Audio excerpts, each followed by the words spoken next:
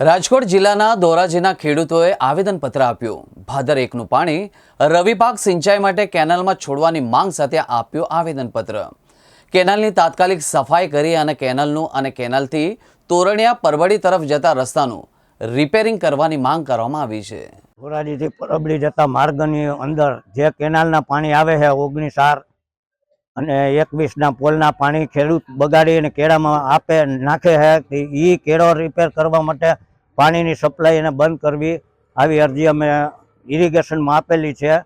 અને તો ઇજનેર સાહેબને સૂચના આપે ખેડૂતને કે પાણી બગાડ ન કરે અને કેનાલ રિપેર કરાવી અને ઝડપથી પાણી છોડે એવી માગણી, પાણી કાઢે અને દંડ કરો અથવા એના ફોરમ રદ કરે એવી અમારી માગણી છે।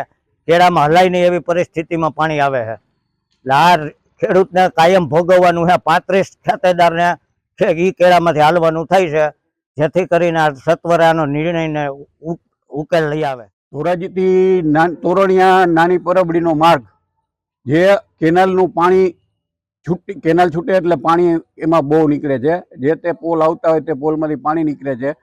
કેળામાં હાલવા જેવી પોઝિશન રહેતી નથી।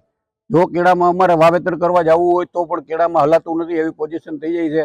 જેથી અમે નાયબ ઇજનેર કચેરીને આવેદનપત્ર આપીને સૂચના આપી કે આ પાણીનો બગાડ ના થાય અને વ્યવસ્થિત પાણી વરે એ માટે એના ઇજનેરોને સૂચના આપે અને કેનાલ તાત્કાલિક છોડી અને જે ખેડૂતને સહકાર આપી અને તાત્કાલિક કેનાલ છોડવા બાબતે અમે રજૂઆત કરેલ છે।